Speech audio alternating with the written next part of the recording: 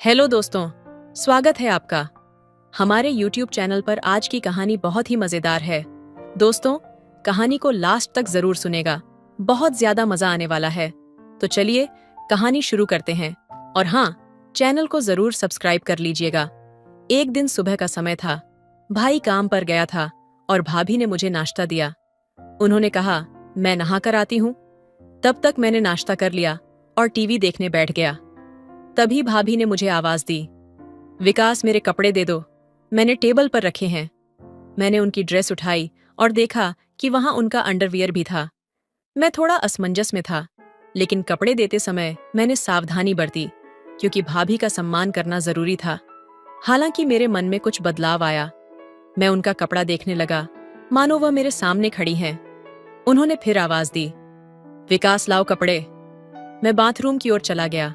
उनके कपड़े उन्हें देने के लिए उन्होंने दरवाजा बंद कर दिया और मैं वहीं रुक गया। मेरी नजर दरवाजे के छेद की ओर गई। घर में और कोई नहीं था, बस हम दोनों थे। भाभी नहा चुकी थी और कपड़े उतार रही थी। मैं केवल उनका पिछला हिस्सा देख के मेरे घर पर पूरे दिन सिर्फ मैं और भाभी ही रहते थे, क्योंकि भाई काम पर चले जाते थे। मैं और भाभी शुरू से ही बहुत करीब थे।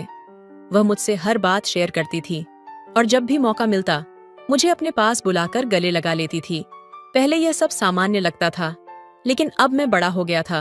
उनके गले लगाने पर मुझे कुछ अलग महसूस होता था। उनकी बाहों का वह स्पर्श मुझे अंदर तक गर्माहट से भर देता था। एक सुबह की बात है, भाई काम पर गए हुए थे। भाभी ने मुझे नाश्ता दिया और कहा, विकास मैं नहाने जा रही हूँ, तब तक आराम से नाश्ता कर लो। मैंने नाश्ता किया और टीवी देखने लगा। कुछ ही देर में उन्होंने बाथरूम से आवाज दी, विकास मेरे कपड़े दे दो, टेबल पर रखे हैं। मैंने टेबल पर नजर डाली। उनकी ड्रेस के साथ एक अंडरवियर भी रखा था। मैं थोड़ा असमंजस में था, लेकिन खुद को संभालते हुए कपड़े उठाए और बाथरूम की ओर बढ़ गया। दरवाजे के पास पहुंचकर मैंने कहा, भाभी ये रहे आपके कपड़े। दरवाजा हल्का सा खुला था और उनकी भीगी आवाज आई, धन्यवाद विकास। मैंने कपड़े थमा और एक पल के लिए ठहर गया। वह दरवाजा बंद कर चुकी थी, लेकिन उनकी खुशबू और आवाज मेरे दिल में हलचल मचा दी। मैं वहीं खड़ा रहा। मन में एक अजीब सी बेचैनी थी। दरवाजे की हल्की दरार से भीतर झांकने की कोशिश की। अंदर की धुंधली झलक ने मेरे दिल की धड़कन बढ़ा दी। भाभी अपने बालों से पानी झटक रही थी और उनकी साड़ी का पिछला हिस्सा दिख रहा था। वह अपने कपड़े बदल रही थी और मैं मानो किसी जादू में बंध गया था। कुछ ही देर में वह बाहर आई। उनकी आंखों में एक अलग सी चमक थी। उन्होंने मुस्कुराते हुए कहा, विकास अब तुम भी नहा लो। मैंने जल्दी से नजरें झुका लीं और बाथरूम की ओर चला गया। अंदर पहुंचकर देखा कि वहां भाभी का अंडरवियर लटका हुआ था। मैं कुछ पल के लिए ठहर गया, लेकिन तुरंत खुद को संभालते हुए नहाने लगा। दोस्तों, नहाने के बाद मैंने तौलिया कमर पर लपेटा और बाहर आकर कहा, भाभी मेरे कपड़े दे दीजिए। भाभी ने मुस्कुराते हुए कपड़े थमाए। उनकी मुस्कान में एक अलग ही गर्मजोशी थी। मैंने जल्दी से कपड़े पहने और तैयार होकर रसोई में चला गया। भाई काम पर जा रहे थे और भाभी रसोई में दोपहर का खाना बना रही थी। जैसे ही मैं रसोई में पहुंचा, भाभी ने मुझे लगा लिया। उनका नर्म स्पर्श और उनकी खुशबू ने मुझे भीतर तक सराबोर कर दिया। मैं उनके पास रहकर बेहद खुश था। मेरे मन में कुछ अलग ही एहसास उमड़ रहे थे। मैंने उनसे पूछा, भाभी क्या मैं आपकी कुछ मदद कर सकता हूँ? भाभी मुस्कुराते हुए बोली, नहीं, तुम यहीं बैठो और मुझे बातें करके खुश करो। फिर वह हंसते हुए, खाना बनाते हुए मुझसे बातें करती रही थी। उनकी हर बात और उनका हर हंसना मेरे दिल को सुकून दे रहा था। दोपहर का खाना खाकर हम कमरे में चले गए। भाभी बिस्तर पर चादर ओढ़कर लेट गई और बोली, विकास तुम भी यहीं सो जाओ, आज मैं बहुत थक गई हूँ। उनकी आवाज में एक अजीब सी मासूमियत थी। भाभी ने कहा, मेरा बदन दर्द कर रहा है। मैंने तुरंत पूछा, भाभी क्या मैं आपके शरीर को दबा दूं? अगर आपको कोई दिक्कत ना हो तो। उन्होंने हल्की मुस्कान के साथ कहा, ठीक है। मैं धीरे धीरे उनके पैरों को दबाने लगा। उनके नाजुक पैरों को छूने से ही मेरा दिल तेजी से धड़कने लगा। जैसे जैसे मैं उनके घुटनों तक पहुंचा, मेरी नजरें उनके चेहरे पर टिक गईं। मैंने झिझक हुए पूछा, भाभी क्या ऊपर भी दबाना है? उन्होंने हल्के स्वर में कहा, हाँ दबा दो, इससे मुझे आराम मिलेगा। धीरे धीरे मैंने उनके कपड़े थोड़े ऊपर किए और उनका स्पर्श मुझे बहुत खास महसूस करवा रहा था। उनकी हर हलचल मुझे एक नई गर्माहट से भर रही थी। तभी उन्होंने मेरी ओर देखा और कहा, विकास, अब रुको, तुम्हारे हाथ भी दर्द कर रहे होंगे, मैं दबा देती हूं। उन्होंने मेरे हाथ और पैरों को अपने नाजुक हाथों से दबाना शुरू किया। उनके स्पर्श ने मुझे भीतर तक सुकून दिया। फिर मैंने उनसे धीरे से पूछा, भाभी, क्या मैं आपको गले लगा सकता हूं? उन्होंने मुस्कुराते हुए कहा, क्यों नहीं, तुम ऐसे क्यों पूछते हो? तुम्हारा गले लगाना मुझे एक नई ऊर्जा और गर्म जोशी देता है। उनके इस जवाब ने मुझे और भी भावुक कर दिया। मैंने उन्हें गले लगाया और उस पल में ऐसा महसूस हुआ मानो सारी दुनिया ठहर गई हो। उनका आलिंगन मुझे हर चिंता और उलझन से दूर ले गया। दोस्तों, हम दोनों गले मिलने के बाद हम दोनों थककर एक दूसरे के करीब महसूस करते हुए दोपहर को सो गए। हम गहरी नींद में खो गए और जब शाम हुई तो हमारी आंखें खुली। सभी बातें ध्यान से रखी गई क्योंकि शाम को मेरे भाई का घर लौटना था। जब वे काम से लौटे तो घर का माहौल खुशियों से भर गया था। भाभी ने कुछ खास पकवान बनाए थे जिनसे घर का हर कोना महक उठा था और सभी के चेहरे पर मुस्कान खिल उठी थी। भाभी ने मेरे भाई के लिए बिस्तर नीचे हॉल में लगा दिया और फिर मैं भाभी के पास बिस्तर पर सो गया। हम दोनों की आदत थी कि हम दोपहर में अच्छी नींद लेते थे। यही कारण था कि रात में हमें नींद नहीं आती थी। रात के 2 बज रहे थे लेकिन फिर भी मेरी आंखों में नींद नहीं थी। भाभी एक करवट से दूसरी करवट बदल रही थी लेकिन वह भी नींद के बिना परेशान थी। कमरे में हल्का सा लाल बल्ब जल रहा था जबकि बाकी कमरा पूरी तरह से अंधेरे में डूबा हुआ था। उस शांति भरे माहौल में हमारे मन में अजीब सी लहरें दौड़ रही थीं। हमारे बीच की नजदीकी और उस खास पल का रहस्य हमारे दिलों में धीरे धीरे घर बना रहा था। भाभी ने धीमी आवाज में कहा, शांत रहो विकास, शोर मत करो, सुबह के बज रहे हैं। और फिर वह सो गई। सुबह हम दोनों देर से उठे। भाई ने भाभी को जगाया और कहा, जल्दी उठो, मैं काम पर जा रहा हूं। हम दोनों उनकी आवाज सुनकर जाग गए और कुछ ही देर में नहाकर ताजगी से भरे हुए महसूस किए। भाभी ने मेरे लिए खास व्यंजन बनाए थे ताकि दिन की शुरुआत अच्छी हो। रसोई से मेरे पसंदीदा पकवानों की महक ने जैसे घर को एक नए उजाले से भर दिया था। वह मुस्कुराकर मुझसे बोली, चलो अब नाश्ता कर लेते हैं। वह मुझे चाय और नाश्ता देकर फिर खुद नहाने चली जाती। नाश्ता करते वक्त रात की घटनाएं मेरे मन में ताजगी के साथ घूम रही थीं। तभी भाभी ने मुझे फिर से अपने कपड़े देने के लिए बुलाया। भाभी, मुझे अपना क्या दिखाना चाहती थी मुझे समझ में नहीं आ रहा था। हर समय नहाने के टाइम में अपना कपड़ा मांगती थी। मैं कपड़े लेकर उसके पास गया और दरवाजे की दरार से उसे मैं फिर कपड़े बदलते हुए देखा। उसके चेहरे पर मुस्कान थी जो मुझे बेहद आकर्षित कर रही थी। नहाने के बाद भाभी फिर से रसोई में जाकर कुछ बना रही थी और मेरे दिल में उसके प्रति और भी गहरी चाहत महसूस हो रही थी। मैंने भाभी से पूछा, भाभी, खाना तैयार हो गया? उन्होंने मुस्कुराते हुए जवाब दिया, हाँ, थोड़ा सा बाकी है। फिर हमने कुछ देर बाद खाना खाया और आराम करने के लिए बिस्तर पर चले गए। मैं और भाभी एक ही चादर में सो गए। वह मुझे अपने करीब खींचते हुए गले लगाई और मैंने भी उसे अपने पास कसक गले लगा लिया। फिर मैंने धीरे से उसकी तरफ देखा और कहा, क्या मैं आपसे कुछ पूछ सकता हूं? उसने सोते हुए धीरे से कहा, हाँ पूछो। मैंने धीरे से पूछा, भाभी, रात को पति पत्नी क्या करते हैं? वह मुस्कुरा दी और बोली, कुछ नहीं करते। फिर उसने हंसते हुए कहा, जो पति पत्नी करते हैं वही करते हैं। जब तुम बड़े हो जाओगे या शादी कर लोगे तो सब समझ जाओगे। फिर भाभी ने धीरे से कहा, पति और पत्नी वही करते हैं जो जानवरों का व्यवहार होता है। मैंने कुछ चौंक हुए पूछा, क्या भाभी, सिर्फ पति पत्नी के लिए ही ये होता है? वह हंसते हुए बोली, नहीं, ये किसी के लिए भी हो सकता है, लेकिन इसे निजी रखना बहुत जरूरी है। यह एक रहस्य है। अगर किसी को पता चल गया तो कोई परेशानी हो सकती है। मैंने थोड़ी देर सोचा और फिर बात बदलते हुए कहा, भाभी, क्या हम आज कुछ नया कर सकते हैं? क्योंकि मुझे नींद नहीं आ रही है। वह मुस्कुराकर बोली, कोई बात नहीं, चलो ऐसे ही लेटे रहते हैं। फिर हम एक दूसरे को गले लगाकर शांत हो गए। उस समय हम दोनों के बीच एक अजीब सी मिठास थी, जैसे समय रुक सा गया हो। हम एक दूसरे की बाहों में खो गए और उस पल में एक अद्भुत अनुभव हुआ। मेरे दिल में अचानक एक हलचल सी हुई और मुझे बाथरूम जाने की जरूरत महसूस हुई। मैंने भाभी से कहा, भाभी मुझे बाथरूम जाना है। वह हंसते हुए बोली, ठीक है, मुझे भी जाना है। हम दोनों एक साथ बाथरूम गए। फिर मैंने धीरे से कहा, भाभी मुझे कुछ असुविधा हो रही है। वह नजदीक आई और बोली, क्या हुआ, बताओ, कहाँ दर्द हो रहा है? मैंने धीरे से कहा, थोड़ी जलन हो रही है।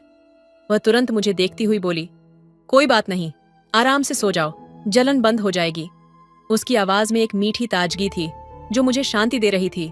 वह मुस्कुराई और बोली, अब सो जाओ, सब ठीक हो जाएगा। मैंने फिर से आराम से बिस्तर पर लेटते हुए उससे पूछा, क्या आपको लगता है कि अब सब ठीक है? वह मुस्कुराई और बोली, हाँ, तुम अब आराम से सो सकते हो। हम दोनों धीरे धीरे एक दूसरे की गर्मी में खो गए और समय मानो ठहर सा गया। दोस्तों, मेरे और भाभी के बीच उस रात का सुकून और मिलन का एहसास दोनों के दिलों में एक गहरी कशिश छोड़ गया था। सुबह की ताजगी में जब सूरज की किरणें कमरे में दाखिल हो रही थीं, दोनों ने एक दूसरे की आंखों में बसी वह खास सी चमक देखी जो कुछ कहने से ज्यादा अनकहा था। विकास ने भाभी की आंखों में देखकर धीमे से कहा, क्या तुम महसूस कर रही हो भाभी? मुझे ऐसा लगता है कि सब कुछ बदल चुका है। भाभी ने नजरें झुकाते हुए मुस्कुराते हुए कहा, हाँ विकास, मुझे भी ऐसा ही महसूस हो रहा है। सन्नाटे में वह दोनों एक दूसरे की ओर खींचे चले गए, जैसे एक अनकहे रिश्ते की शुरुआत हो रही थी जिसमें कोई शब्द नहीं थे, सिर्फ एक दूसरे की मौजूदगी का एहसास था। विकास ने भाभी की नजरों में खोते हुए उसका हाथ अपने हाथों में लिया और कहा, तुमसे मिलकर मुझे लगता है जैसे मैं सचमुच घर में हूं। भाभी ने उसका हाथ थाम हुए धीरे से कहा, तुम हमेशा मेरे पास रहोगे विकास, मुझे हमेशा तुम्हारा साथ चाहिए। विकास ने हल्का सा मुस्कुराकर भाभी को अपनी तरफ खींच लिया और कहा, तुम्हारे बिना मेरी जिंदगी अधूरी है। दोनों का दिल तेजी से धड़कने लगा, जैसे दोनों की धड़कनें एक साथ मिल रही थीं। फिर दोनों ने एक दूसरे को गले लगा लिया और एक अजीब सा सुखद एहसास उनके दिलों में समा गया, जैसे पूरी दुनिया उनके चारों ओर रुक सी गई हो। उस चुप नाटे में जब दोनों एक दूसरे की बाहों में थे, उन्होंने महसूस किया कि यह पल कभी खत्म ना हो, यह एक खूबसूरत सपना हो। कुछ देर बाद भाभी ने हल्के से कहा, विकास, हमें एक साथ बहुत सारे पल बिताने हैं, हम हर दिन नए अनुभव करेंगे। विकास ने उसे प्यार से देखा और कहा, हम दोनों का सफर शुरू हो चुका है भाभी, अब हर कदम हम दोनों मिलकर चलेंगे दोस्तों। सूरज की रोशनी अब कमरे में फैल चुकी थी और दोनों के चेहरे पर हल्की मुस्कान थी जो उनके दिलों की गहराई को बयां करती थी। यह एक नए रिश्ते की शुरुआत थी, एक संवेदनशील और रोमांटिक यात्रा की, जो दोनों के दिलों के बीच अनकही बातें और सपनों को साथ लेकर चलने वाली थीं। दोनों ने एक साथ उठते हुए एक दूसरे का हाथ थाम लिया, जैसे दोनों को अब यह पता था कि उनका रिश्ता एक नई दिशा में बदलने जा रहा है। ये वह प्यार था जो शब्दों से ज्यादा गहरी समझ और भावना से भरा हुआ था। दोस्तों, विकास और भाभी के बीच जो पल थे, वे एक अव्यक्त एहसास से भरे थे जो समय के साथ और भी गहरे होते गए। दोनों की बातचीत में धीरे धीरे जीवन की सच्चाई सामने आने लगी थी। विकास एक दिन भाभी से बात करते हुए बोला, भाभी, जब हम छोटे थे तो हम हमेशा अपने रिश्तों को एक खास नजरिए से देखते थे। हम चाहते थे कि हर रिश्ता हमारा साथ दे, और जब कभी हमें किसी रिश्ते में कोई कमी महसूस होती तो हम उसे बदलने का सोचते थे। लेकिन अब मुझे लगता है कि असली रिश्ता वही होता है जो एक दूसरे को समझता है और साथ चलता है, बिना किसी अपेक्षा के। भाभी ने गहरी सांस लेते हुए कहा, सही कहा तुमने विकास, हमारे बीच का रिश्ता, चाहे वह भाई बहन का हो या फिर किसी रिश्ते का, वही सही होता है जब वह दोनों एक दूसरे की इज्जत करें, समझे और अपने बीच कोई भी गलतफहमी या दूरी ना आने दें। किसी भी रिश्ते को निभाने का सबसे महत्वपूर्ण पहलू है सम्मान, प्यार और विश्वास। ये वही 3 चीजें हैं जो रिश्ते को मजबूत बनाती हैं। विकास ने सिर झुकाकर कहा, आप सही कह रही हो भाभी, कभी कभी हम रिश्तों की अहमियत को भूल जाते हैं और सोचते हैं कि हमें इसे किसी खास तरीके से जीना चाहिए। लेकिन सच तो यह है कि हर रिश्ता अपनी जगह खास होता है और हमें उसी रूप में उसे निभाना चाहिए जैसा वह है। और रिश्तों में सच्चाई और ईमानदारी ही सबसे अहम है। भाभी ने उत्तर दिया, जैसे भाई बहन का रिश्ता होता है, वह उसी रूप में सबसे अच्छा होता है जब दोनों एक दूसरे के लिए परवाह करते हैं, एक दूसरे को समझते हैं और कोई भी अनकही बात नहीं रहती। दोस्तों, विकास ने मुस्कुराते हुए कहा, भाभी, आपने बिल्कुल सही कहा। अब मुझे समझ में आया कि हर रिश्ता अपनी खूबसूरती और अहमियत के साथ आता है। हमें कभी किसी रिश्ते को सिर्फ अपने फायदे के लिए नहीं देखना चाहिए। हमें हर रिश्ते को एक सौम्यता और जिम्मेदारी के साथ निभाना चाहिए। भाभी ने नजरें झुकाकर एक गहरी मुस्कान दी और बोली, हमेशा याद रखना, रिश्ते तभी मजबूत होते हैं जब उनमें समझ, इज्जत और प्यार होता है। कोई भी रिश्ते को अगर हम अपनी इच्छाओं और स्वार्थ से जोड़ते हैं तो वह हमेशा खोखला रहेगा। सबसे महत्वपूर्ण बात है कि हम एक दूसरे को बिना किसी शर्त के स्वीकार करें। उस दिन से विकास और भाभी के बीच का रिश्ता एक नई दिशा में चला गया। दोनों ने रिश्तों की गहराई को महसूस किया और यह समझा कि हर रिश्ते की अपनी सीमाएं और अहमियत होती है। उन्होंने यह सीखा कि किसी भी रिश्ते को निभाने के लिए सबसे पहले उसे समझना और उस रिश्ते में प्यार और सम्मान की भावना होना चाहिए। दोस्तों, कहानी का अंत इस बात पर होता है कि जीवन में जो भी रिश्ते हैं, उन सभी को अपनी सही जगह पर और सही तरीके से निभाना चाहिए। यदि हम किसी रिश्ते में सच्चे दिल से और सच्चाई से काम करें, तो वह रिश्ता हमेशा हमारे जीवन में खुशहाली और शांति लाएगा। हर रिश्ता अपनी तरह खास होता है। हमें अपने रिश्तों को सम्मान, सच्चाई और समझदारी से निभाना चाहिए। केवल अपने स्वार्थ या इच्छाओं के आधार पर रिश्तों को नहीं देखना चाहिए। रिश्ते तब मजबूत बनते हैं जब हम एक दूसरे के प्रति ईमानदार, समझदार और सहाय होते हैं।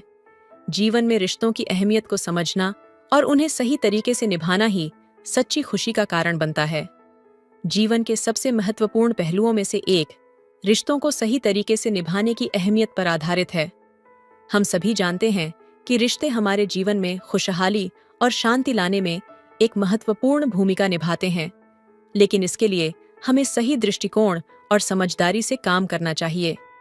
रिश्ते वह बुनियाद हैं जिस पर हमारा जीवन खड़ा होता है।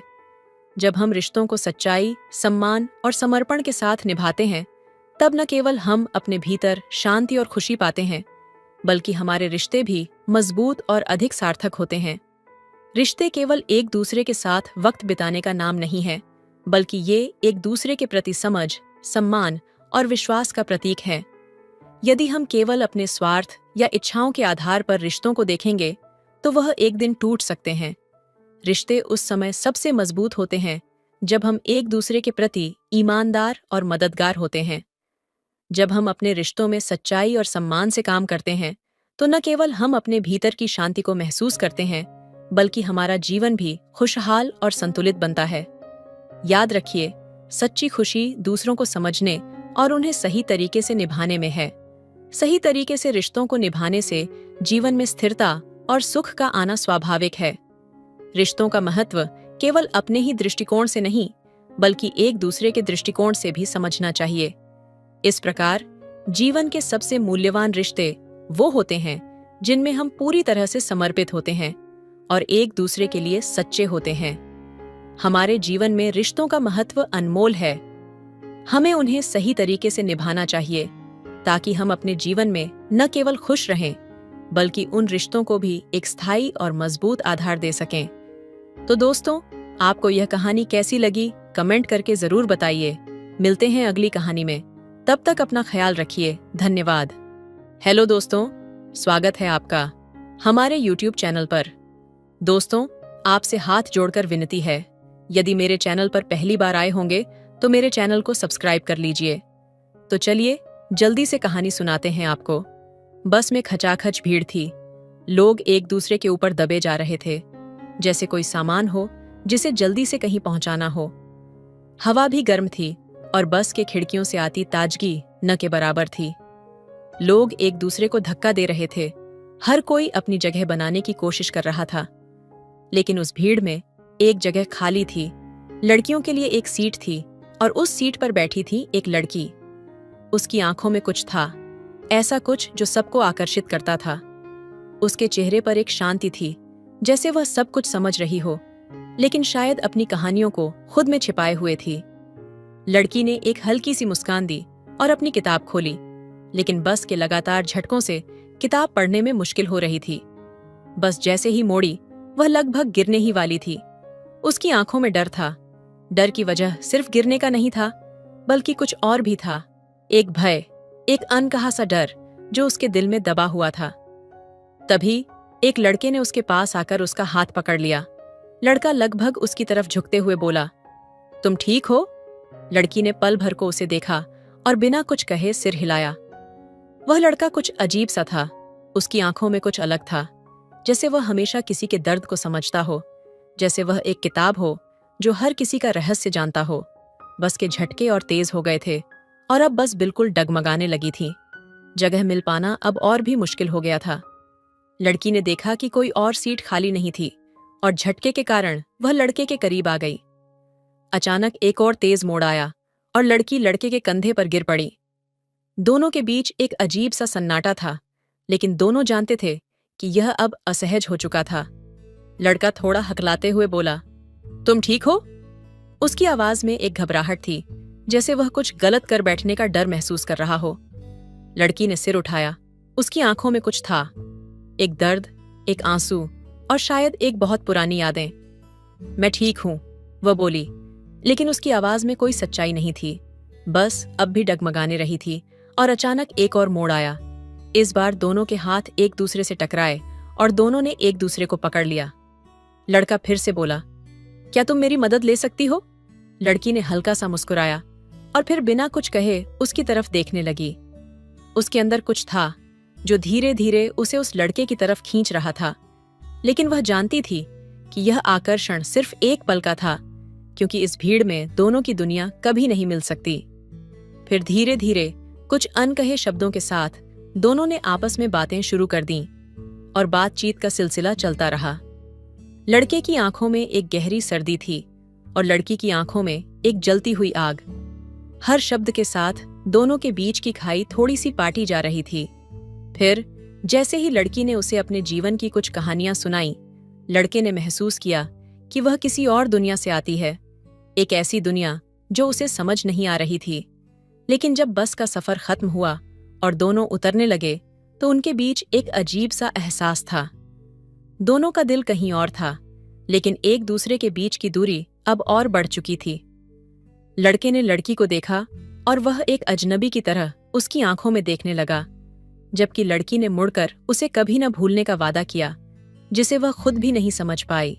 कहानी में गहरी खामोशी घुली हुई थी, जैसे समय ने अपनी गति रोक ली हो।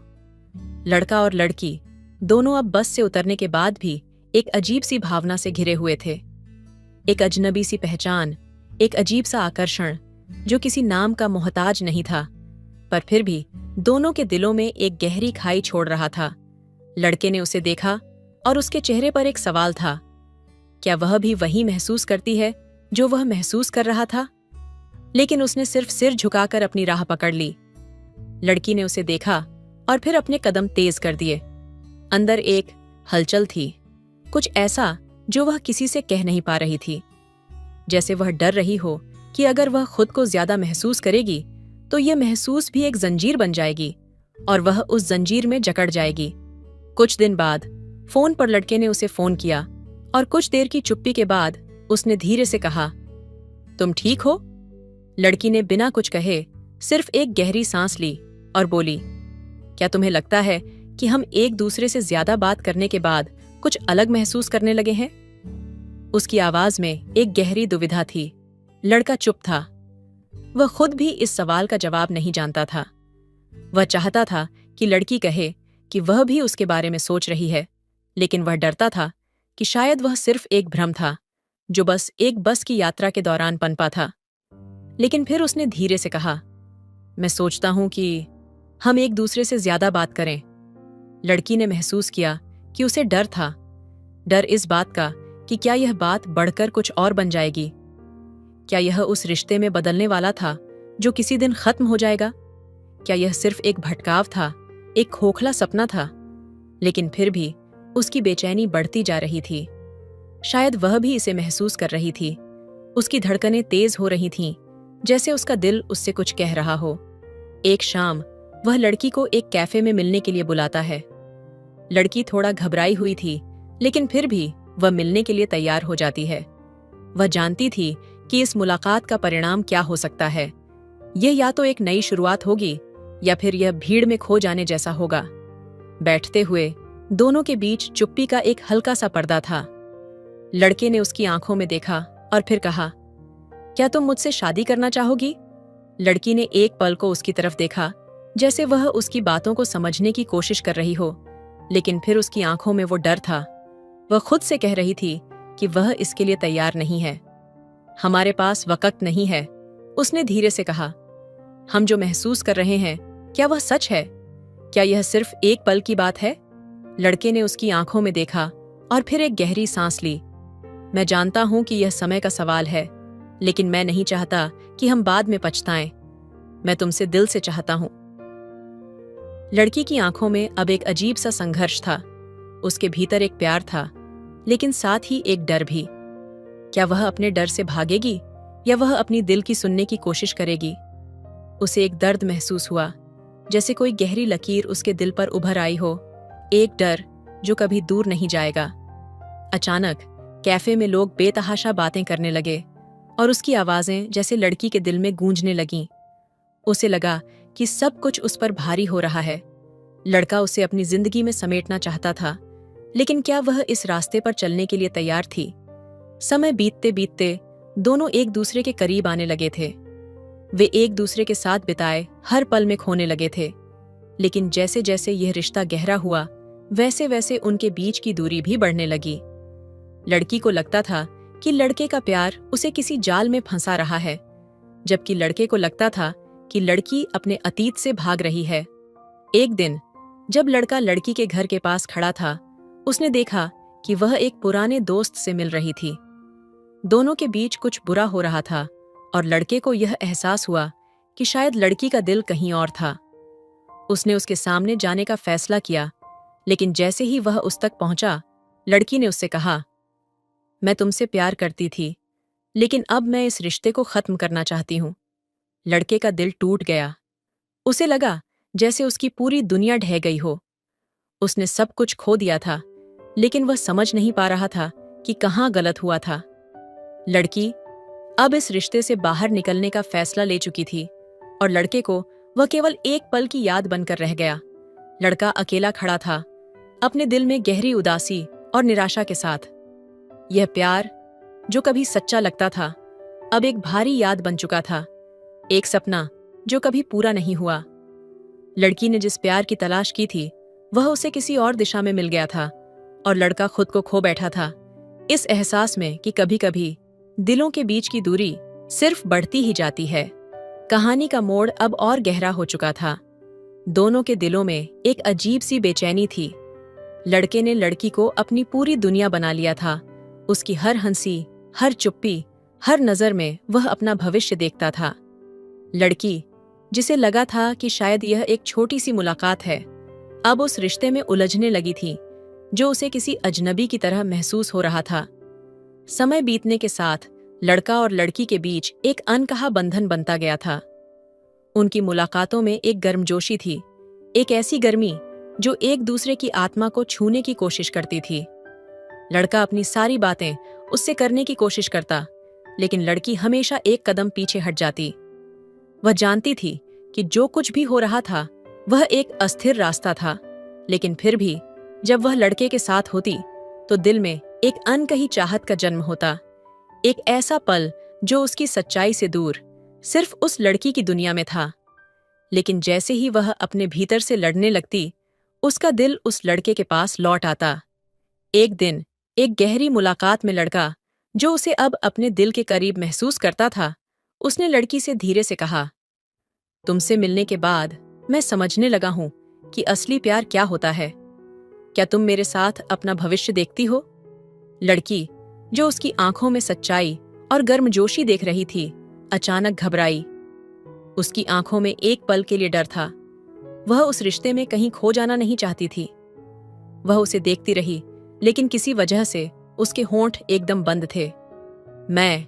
उसने कुछ देर चुप रहकर कहा, मैं अभी उस जगह पर नहीं हूं जहां मैं किसी के साथ अपना भविष्य देख सकूं। उसकी आवाज में एक अजीब सी खामोशी थी, जैसे उसने यह सच कभी नहीं माना था, लेकिन अब उसे अपने दिल की सुननी ही थी। लड़का चुप हो गया, जैसे उसकी दुनिया एक पल में खत्म हो गई हो। वह उसकी आंखों में गहरी असहमति महसूस कर रहा था। उसने कभी नहीं सोचा था कि वह लड़की, जिसको वह इतना चाहता था, वह इस रिश्ते के लिए तैयार नहीं होगी। क्या तुम मुझसे प्यार नहीं करती? वह लड़का अब थोड़ा परेशान होकर बोला। लड़की ने सिर झुका लिया। उसकी आंखों में एक दर्द था जिसे वह शब्दों में नहीं बदल पाई थी। मैं तुमसे प्यार करती हूं, उसने बहुत धीमे से कहा, लेकिन मैं डरती हूं। मैं डरती हूं कि इस रिश्ते के साथ कुछ गलत होगा और मैं खुद को खो दूंगी। लड़के को यह सुनकर एक गहरी निराशा हुई, जैसे उसका दिल अंदर से टूट रहा था। वह लड़की के इतने करीब था और फिर भी वह उसके दिल के भीतर न जा सका था। वह उसे पकड़ने की कोशिश करता रहा, लेकिन हर बार जैसे वह और दूर हो जाती। एक गहरी संजीदगी में कुछ हफ्तों बाद लड़का और लड़की के बीच कुछ और बढ़ा नहीं था। उनकी मुलाकातें अब पहले जैसी नहीं रही थीं।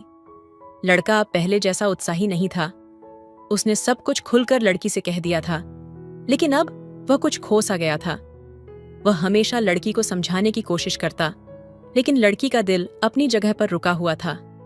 एक दिन लड़का लड़की से मिलने के लिए उसके घर गया।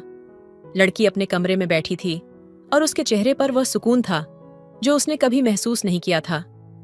लड़के ने दरवाजे को हल्का सा खटखटाया और भीतर आ गया। क्या तुम ठीक हो? उसने कुछ संजीदगी से पूछा। लड़की ने उसकी आंखों में देखा और फिर बोली, मैं ठीक हूं, बस थोड़ा सोच रही हूं। लड़के ने उसे खुद के पास खींचते हुए कहा, तुम सोच रही हो कि क्या होगा अगर हम एक दूसरे से अलग हो जाएं? क्या तुम भी मुझे खोना चाहती हो? लड़की ने उसकी बातों को सुनते हुए एक ठंडी सांस ली। मैं खोने से नहीं डरती, लेकिन मैं ये जानती हूं कि कभी कभी प्यार अपने साथ कुछ ऐसा लेकर आता है जो हम नहीं समझ पाते। लड़के को अब लगने लगा था कि यह सब सिर्फ उसके दिल का भ्रम था। उसने उसे कितना चाहा, लेकिन वह लड़की अपनी चाहत को समझने में असमर्थ थी। लड़के ने धीरे से कहा, तुम्हारे डर की कोई वजह नहीं है, मैं तुम्हारा साथ कभी नहीं छोड़ूंगा। लड़की का चेहरा अब और ज्यादा उदास हो गया। उसने सिर झुका लिया और कहा, लेकिन मैं तुम्हारे साथ नहीं जा सकती। मैं नहीं चाहती कि तुम अपने जीवन को मेरी वजह से रोक दो। उसने यह कहते हुए खुद को उससे दूर कर लिया। लड़के को महसूस हुआ कि वह जितना चाह रहा था उतना वह लड़की के करीब नहीं आ सका। लड़की का डर उसे एक अनदेखी दीवार की तरह महसूस हुआ जो उनके बीच खड़ी थी। समय के साथ दोनों की मुलाकातें और कम होती गईं। लड़के ने लड़की से बार बार कोशिश की, लेकिन लड़की अब उस रिश्ते से बाहर निकल चुकी थी। उसने खुद को पूरी तरह से इस रिश्ते से अलग कर लिया था ताकि वह अपनी डर और चिंता से बाहर निकल सके। लड़के को अब यह समझ में आ चुका था कि प्यार हमेशा एक जैसा नहीं होता। कभी कभी हम जितना चाहें किसी को पकड़ नहीं सकते। लड़की के दिल में हमेशा अपने डर और संकोच का एक हिस्सा था जो उसे कभी भी उस रिश्ते में खुद को पूरी तरह से समर्पित करने नहीं दे सका। अंत में लड़के ने खुद से कहा, मैंने अपना सब कुछ दे दिया, लेकिन प्यार कभी एक तरफा नहीं होता। लड़की का दिल, जिसे वह इतना चाहता था, कभी उसका नहीं हो सका। यह एक दर्दनाक सच था जिसे वह अब पूरी तरह से समझ चुका था। बस के झटकों और अदृश्य दरारों के बीच जो कुछ भी बना था वह अब धीरे धीरे टूट रहा था। लड़का और लड़की, जिनकी आंखों में कभी गर्मी और उम्मीदें थीं, अब उन आंखों में एक अजनबी सी ठंडक छाई हुई थी। कभी वे एक दूसरे के बिना भी पूरा महसूस करते थे, अब वे एक दूसरे से और दूर होते जा रहे थे। लड़का करण जोशी ने महसूस किया कि वह अपनी दुनिया को उस लड़की के इर्द गिर्द घुमा रहा था, जबकि लड़की, जिसका नाम सिया था, जैसे ही उसे अपने डर और अपने भय का सामना करना पड़ा, वह और भी सख्त हो गई थी। एक दिन जब करण ने सिया से मिलने का फैसला किया तो उसकी उम्मीदें बिल्कुल टूट चुकी थीं। सिया का दिल, जो कभी उसकी ओर खींचता था, अब जैसे एक अजनबी की तरह था। उन्होंने सिया को फोन किया, लेकिन वह हमेशा की तरह फोन नहीं उठा रही थी। फिर भी वह उसे अपने घर मिलने के लिए बुलाने गया।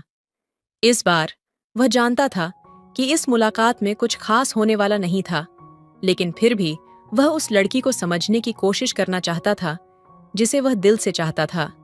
सिया के घर के पास पहुंचते ही करण ने उसके दरवाजे को हल्का सा खटखटाया। दरवाजा खुला और सिया सामने खड़ी थी। उसकी आंखों में एक अजीब सी चमक थी, लेकिन वह कुछ कहने के लिए तैयार नहीं थी। उसकी चुप्पी अब करण को एक तरह से डराने लगी थी, जैसे वह किसी गहरे गड्ढे में गिरने वाला हो। तुम ठीक हो? करण ने पूछा। सिया ने धीरे से सिर झुकाया। उसकी आंखें टेढ़ी हो गईं।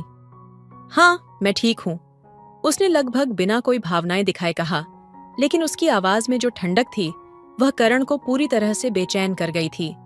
वह कुछ देर चुप रहा, फिर जैसे उसने अपने डर को निगलते हुए कहा, सिया, मैं जानता हूं कि तुम मुझसे दूर जा रही हो, लेकिन क्या तुम यह सच में चाहती हो? क्या तुम मुझसे प्यार करती हो, या फिर यह सिर्फ एक पल का भटकाव था?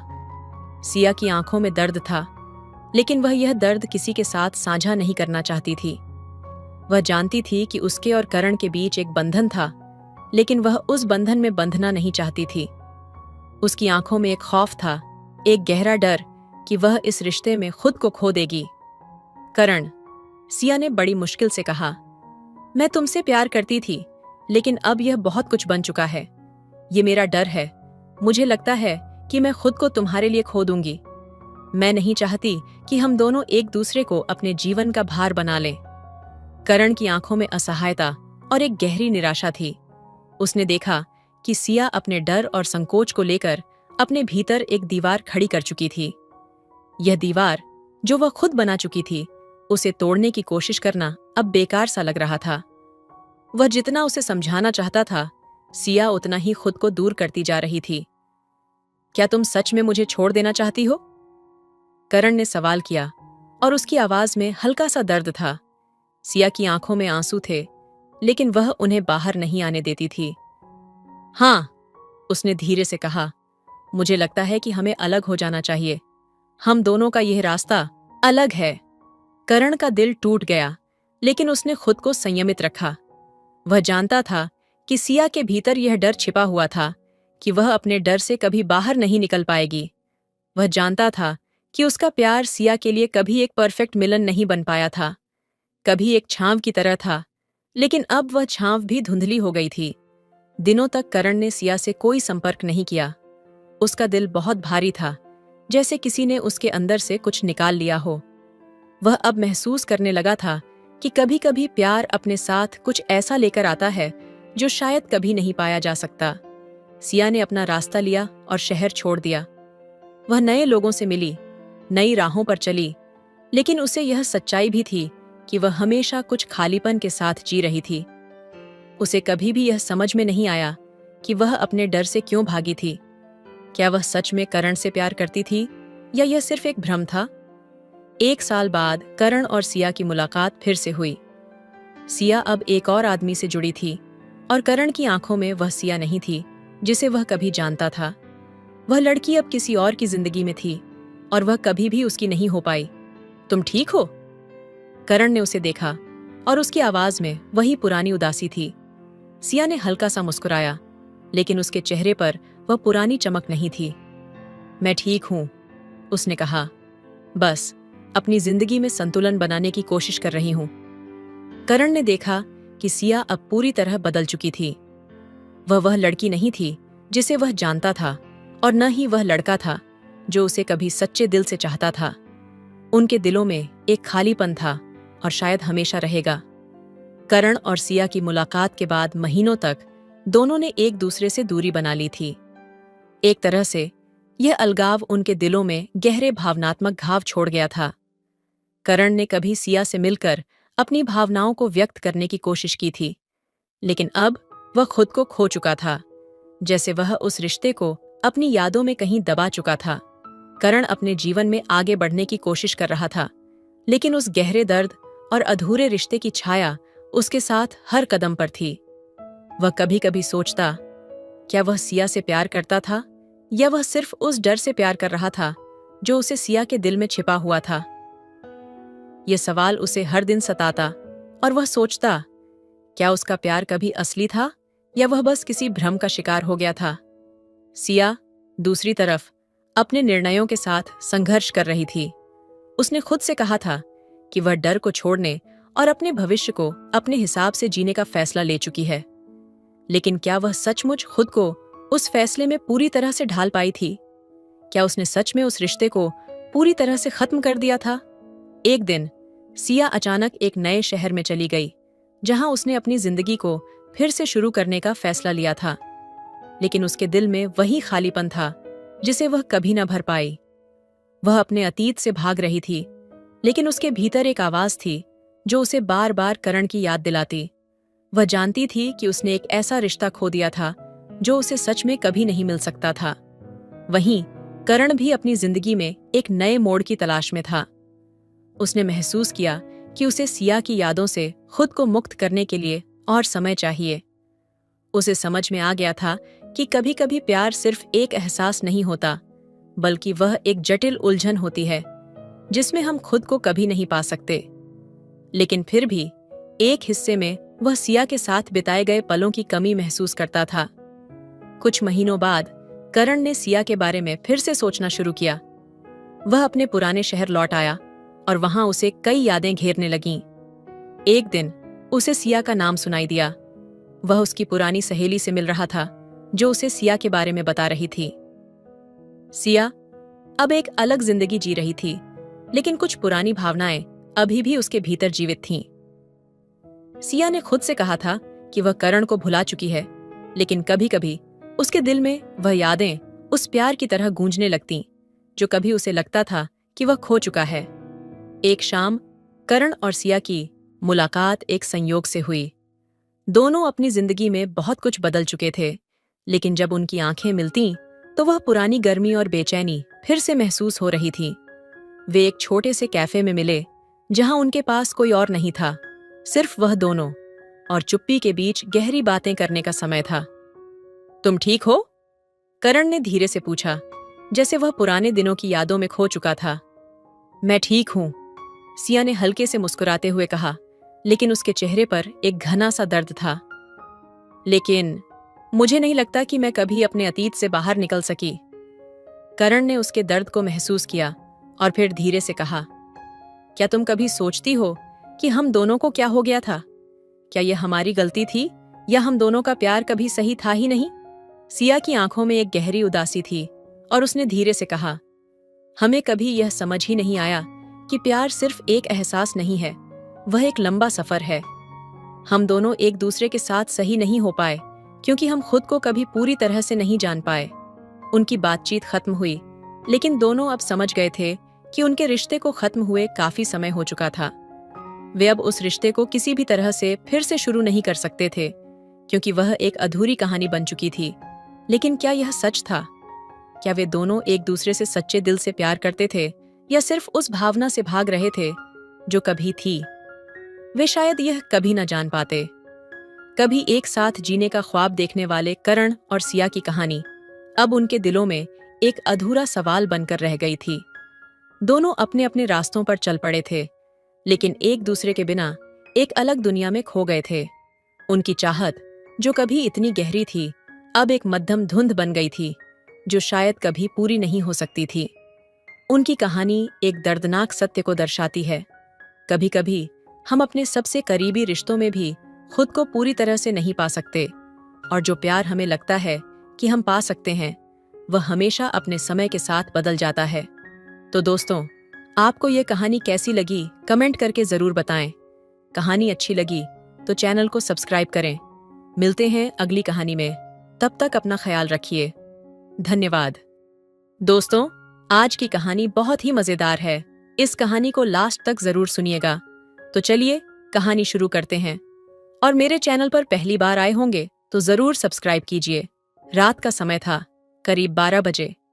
अचानक मुझे नींद से जागकर वॉशरूम जाने की आवश्यकता महसूस हुई। मैंने धीरे से उठकर वॉशरूम की तरफ कदम बढ़ाए। थोड़ी देर बाद जब मैं वापस आया तो मैंने देखा कि मेरी भाभी बिस्तर पर सोई हुई थी, लेकिन उनकी पीठ मेरी ओर थी। कमरे में हल्की सी रोशनी थी, जिससे उनकी सिल्क की नाइटी की चमक मुझे दिखाई दे रही थी।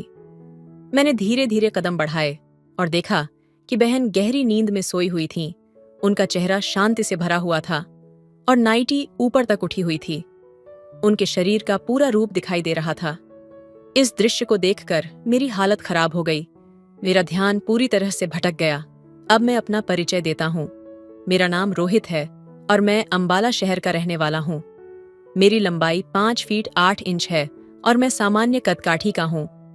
कुछ दिन पहले की बात है, जब मैं मुंबई से गुजरात इंटरव्यू देने के लिए ट्रेन से जा रहा था। ट्रेन में बैठा तो मेरे सामने एक महिला बैठी थी। वह बहुत ही सुंदर और आकर्षक दिख रही थी। उनका चेहरा एक अलग ही चमकली हुए था और उनके लंबे बाल उन्हें और भी खूबसूरत बना रहे थे। उनका शरीर बहुत सुंदर था और उनकी मुस्कान में एक खास बात थी जिससे उनका व्यक्तित्व और भी आकर्षक लग रहा था। मुझे बहुत अच्छा लग रहा था और आत्मविश्वास से मेरी नजरें उनके ऊपर थीं। ट्रेन के सफर के दौरान मैंने सोचा कि क्या मैं उनसे बात करूं? फिर मैंने हिम्मत जुटाई और उनसे बातचीत शुरू की। उन्होंने मुस्कुराते हुए पूछा, आप कहाँ जा रहे हैं? मैंने कहा कि मैं गुजरात जा रहा हूं, जहां मेरा एक इंटरव्यू है। ये सुनकर वह बोली, अच्छा, मैं भी गुजरात की रहने वाली हूं। मुंबई अपने पति से मिलने आई थी। फिर मैंने उनका नाम पूछा तो उन्होंने बताया कि उनका नाम ज्योति है। मैंने कहा, आप गुजरात के किस इलाके में रहती हैं? तो उन्होंने कहा, मैं भी कलोल में रहती हूं। धीरे धीरे हमारी बातचीत गहरी होती चली गई। मुझे उनकी बातें बहुत अच्छी लगीं और उनकी हंसी ने मेरे दिल को छुआ। हम एक दूसरे से अपने जीवन के बारे में बातें करने लगे। मैंने बताया कि मेरा इंटरव्यू एक ऑटोमोबाइल कंपनी में है और वह मुझे प्रोत्साहित करने लगी। सफर के दौरान हम बहुत अच्छे दोस्त बन गए। पूरी यात्रा में उनकी बातचीत और उनका साथ मुझे बहुत अच्छा लगा। रात के करीब 11 बजे ट्रेन कलोल स्टेशन पर रुकी। हम दोनों ट्रेन से बाहर निकले और मैंने देखा कि ज्योति का बैग काफी भारी था, तो मैंने उनकी मदद की। मैंने कहा, भाभी, लाओ, मैं आपका बैग उठा देता हूं। उन्होंने मुझे धन्यवाद कहा और हम दोनों स्टेशन से बाहर आ गए। कलोल में रात गहरी हो चुकी थी और स्टेशन के आसपास ज्यादा लोग नहीं दिख रहे थे। स्टेशन के बाहर आते ही ज्योति ने मुझसे पूछा, अब रात को कहाँ ठहरने का सोचा है? मैंने सोचा कि शायद मुझे होटल ढूंढना पड़ेगा, लेकिन ज्योति ने कहा, अगर तुम्हें कोई दिक्कत न हो तो हमारे घर आ सकते हो। रात का समय था और मुझे बैग उठाने में मुश्किल हो रही थी। मैंने थोड़ी देर सोचा और फिर फैसला किया कि मुझे मदद लेनी चाहिए। पास ही में मेरी एक दोस्त का घर था जिसे मैं भाभी कहकर बुलाता था। मुझे लगा कि उनके घर जाना होटल से बेहतर रहेगा। हम दोनों रेलवे पटरी के किनारे किनारे चलते हुए भाभी के घर की ओर बढ़े। चलते चलते मैंने भाभी से पूछा, आपका घर कितना दूर है? भाभी हंसते हुए बोली, बस थोड़ी ही दूरी पर है। तुम देखना, मेरा घर बहुत आरामदायक और अच्छा है। उनके शब्दों ने मुझे राहत दी और मैंने सोचा कि यह शायद एक नई दोस्ती की शुरुआत हो सकती है। हम उनके घर पहुंचे और भाभी ने दरवाजा खोला। उन्होंने मुझे अंदर आने को कहा। घर में हल्की सी रोशनी थी और दीवारों पर लगे चित्रों ने माहौल को और भी खास बना दिया। अंदर कदम रखते हुए मैंने कहा, थैंक यू भाभी, आपकी मदद के लिए। भाभी मुस्कुराते हुए बोली, थैंक यू तो मुझे कहना चाहिए, तुमने मेरी बहुत मदद की है। फिर उन्होंने मुझसे पूछा, तुम्हें भूख लगी है? क्या खाना पसंद करोगे? मुझे भी थोड़ी भूख लग रही थी तो मैंने कहा, भाभी, चावल बना लो, जल्दी बन जाएंगे। भाभी हंसी और बोली, ठीक है, मैं कपड़े बदल कर आती हूँ, तुम सामने वाले कमरे में आराम करो। मैं उस कमरे में गया जहां भाभी ने इशारा किया था। वहां जाकर मैंने कपड़े बदलने के बाद हाथ मुंह धोकर खुद को तैयार किया। थोड़ी देर बाद भाभी बाहर आईं। उन्होंने काले रंग की सिल्क की नाइटी पहनी हुई थी जो बेहद खूबसूरत लग रही थी। उनके कपड़े सादे थे लेकिन उन पर बहुत अच्छे लग रहे थे। मैंने देखा और तुरंत बोला, भाभी, आप तो बहुत अच्छी लग रही हो। वह मुस्कुराईं और फिर रसोई में खाना बनाने चली गईं। मैं वहीं बैठा और फोन पर कुछ देखने लगा। भाभी रसोई में चावल और सब्जी बना रही थीं। कुछ देर बाद रसोई से खाने की खुशबू आने लगी और मेरी भूख और बढ़ गई। भाभी ने मुझे आवाज दी, खाना तैयार है, तुम मेज पर बैठ जाओ। मैं मेज पर बैठ गया और भाभी ने मेरे सामने चावल और सब्जी परोसी। हम दोनों खाना खाने लगे और आपस में बातें करने लगे। भाभी ने पूछा, कैसा है खाना? मैंने कहा, बहुत अच्छा है। फिर भाभी ने पूछा, और घर कैसा लगा? मैंने जवाब दिया, घर भी बहुत अच्छा है। फिर भाभी ने धीरे से पूछा, और घरवाली कैसी लगी? यह सुनकर मैं थोड़ा चौंका, लेकिन फिर मैंने मुस्कुराकर कहा, वह भी बहुत अच्छी है। इसके बाद हम दोनों मुस्कुराए और एक दूसरे से नजरें चुराने लगे। यह एक अच्छा और सुकून भरा पल था, जिसमें हम दोनों एक दूसरे के साथ बैठकर सुकून से समय बिता रहे थे। एक दिन मैंने पूछा कि इंटरव्यू का समय कब है, तो उन्होंने बताया कि कल सुबह 10 बजे है। फिर उन्होंने हंसते हुए कहा, कोई दिक्कत नहीं है, मैं तुम्हारे लिए नाश्ता बना दूंगी, तुम खाकर निकल जाना। मैंने भी उनकी बात मान ली। हम दोनों ने साथ में खाना खाया। भोजन साधारण था, लेकिन बेहद स्वादिष्ट। खाना खाते हुए हम एक दूसरे से परिवार और जीवन के अनुभवों के बारे में बात करने लगे। उन्होंने बताया कि उनके पति एक बड़ी कंपनी में काम करते हैं और वह अपनी बहन के साथ अकेली रहती हैं। उनकी सादगी और हंसी ठिठोली ने मेरे दिल में उनके लिए और भी इज्जत बढ़ा दी। समय के साथ रात हो गई और हम दोनों ने मिलकर बर्तन धोए। फिर उन्होंने कहा, तुम्हें अब आराम करना चाहिए, सुबह जल्दी उठना है ना। मैंने उनकी बात का जवाब देते हुए पूछा, आप कौन सा परफ्यूम इस्तेमाल करती हो? आपके कमरे से बहुत अच्छी महक आ रही है। उन्होंने मुस्कुराते हुए जवाब दिया, यह सिर्फ महिलाओं के लिए है, तुम्हारे पसंद का नहीं होगा। रात के सन्नाटे में जब सब कुछ शांत था, मैं उनके कमरे में लेटा था। थोड़ी देर बाद वह कमरे में आई और हंसते हुए बोली, अब क्या और पूछना चाहते हो? मैंने हंसते हुए जवाब दिया, क्या पूछना चाहती हैं? वह मेरे चेहरे को देखते हुए बोली, अगर तुम्हारी जॉब यहां लग गई तो फिर तुम कहां रहोगे? मैंने कुछ देर सोचा और कहा, कमरा लेना पड़ेगा रेंट पर। वह चुप हो गई और फिर बोली, क्या तुम मेरे घर रह सकते हो? मैंने थोड़ी संकोच से कहा, लेकिन भाभी, आपके घर पर कब तक रहूंगा? वह हंसी और बोली, तब तक जब तक तुम चाहो। मैंने फिर कहा, नहीं भाभी, ये ठीक नहीं होगा। वह समझ गई और बोली, ठीक है, तुम रेंट पर रह सकते हो, जो किराया तुम बाजार में दोगे वही मुझे दे देना, इससे मुझे भी अच्छा लगेगा। ये विचार वाकई में अच्छा था, लेकिन मैंने कहा, पहले जॉब तो लगने दो, फिर देखेंगे।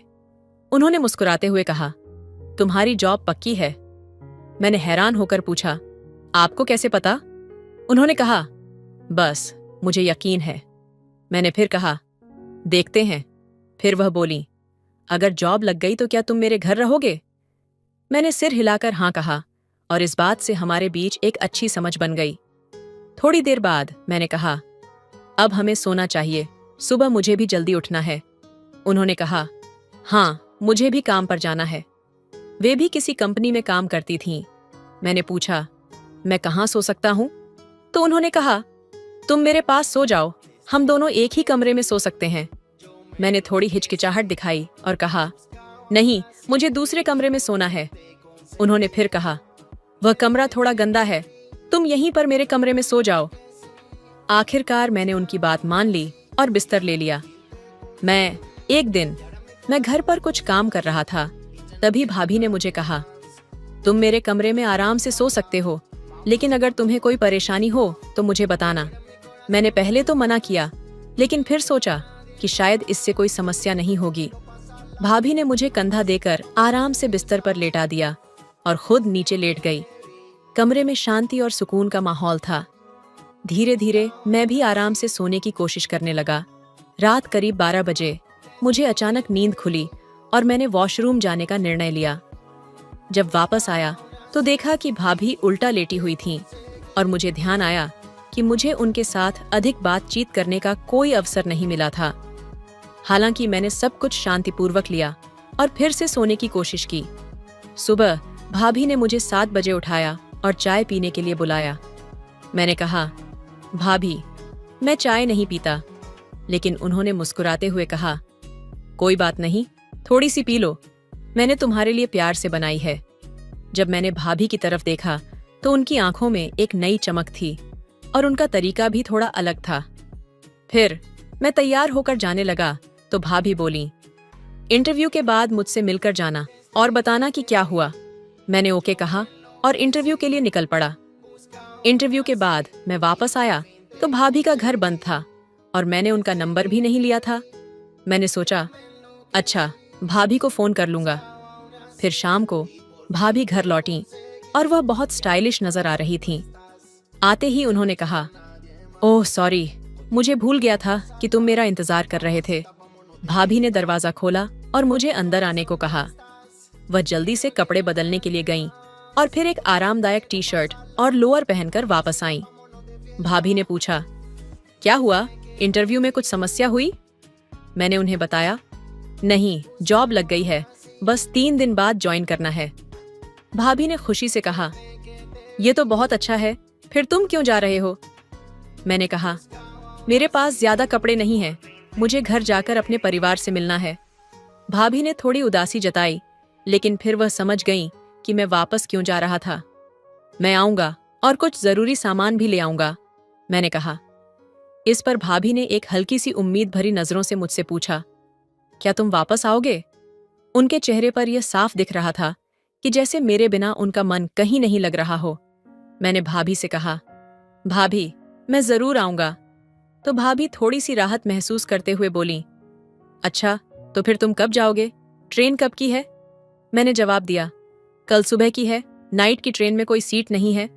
ये सुनकर भाभी बहुत खुश हो गईं और बोली, ठीक है, फिर आज तुम आए हो तो रूम की सफाई कर लेते हैं और शाम को कुछ खास करेंगे। मैंने पूछा, क्या खास करेंगे? तो भाभी बोली, तुम्हारी जॉब लग गई है तो पार्टी करते हैं। पार्टी? भाभी, मैं तो काफी बचत में हूं, पैसे कम हैं, मैंने कहा।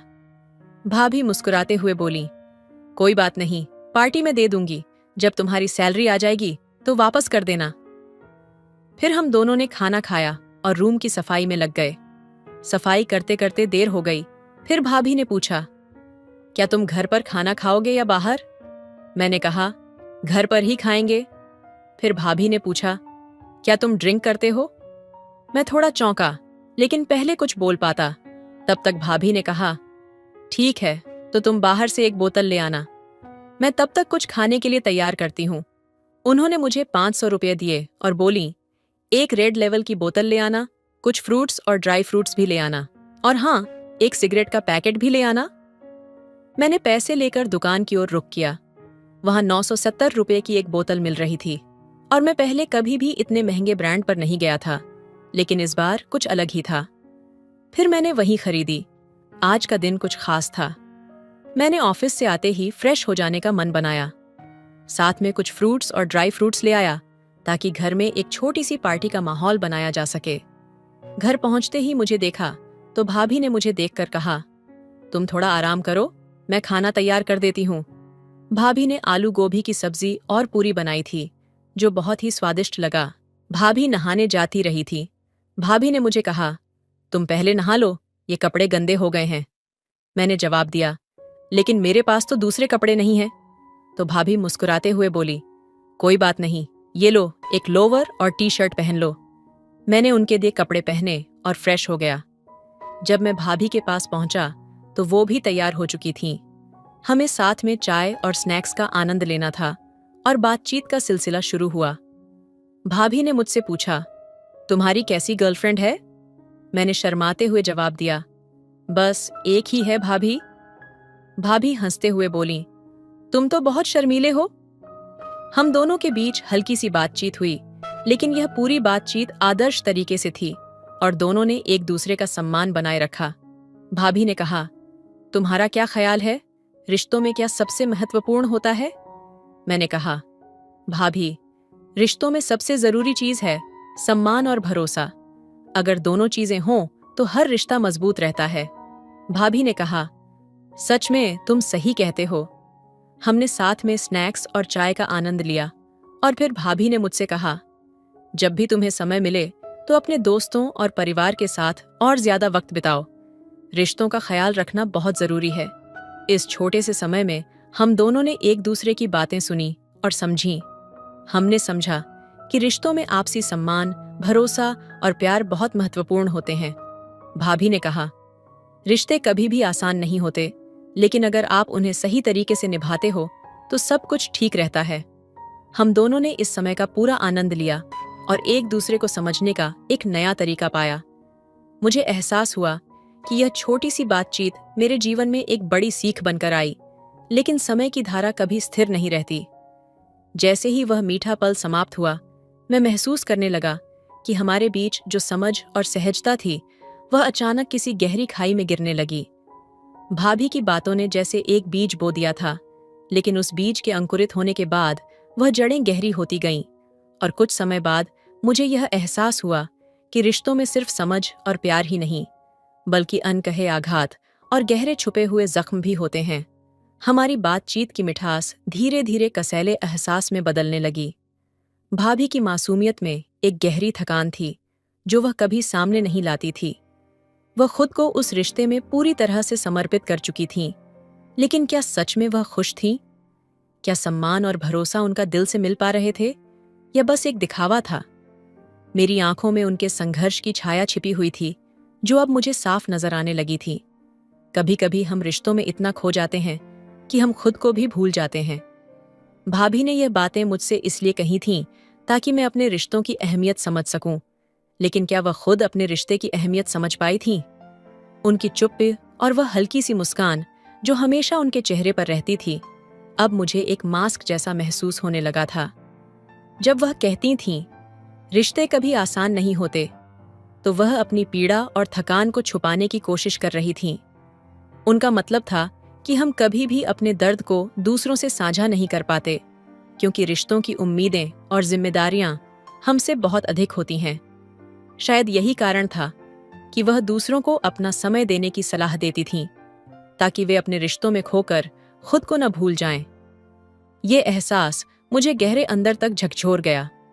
रिश्तों की सच्चाई इतनी कड़ी थी कि हमें समझने में समय लगता है, और अक्सर हम उन चुपके से रोते हुए चेहरों को अनदेखा कर देते हैं जो हमारी आंखों के सामने होते हैं। उस छोटे से वक्त में भाभी ने जो कहा था, अब वह एक भारी सच बनकर मेरे दिल में बैठ गया था। तो दोस्तों, आपको यह कहानी कैसी लगी, कमेंट करके जरूर बताइए। दोस्तों, मुंबई से बनारस जाने वाली एक ट्रेन यात्रियों से खचाखच भरी हुई थी। जितने कंफर्म टिकट वाले थे, उससे तो कहीं ज्यादा वेटिंग वाले बैठे थे।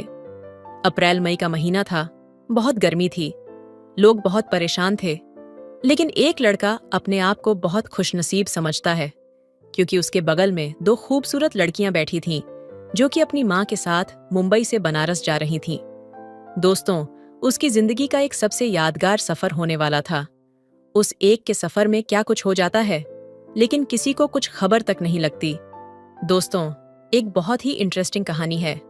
आइए जानते हैं पूरी कहानी। दोस्तों, यह कहानी है अप्रैल 2024 की, जब मुंबई के लोकमान्य तिलक से गोरखपुर के लिए ट्रेन रवाना होने वाली थी। ट्रेन संख्या 12,000 से भी ज्यादा की संख्या थी।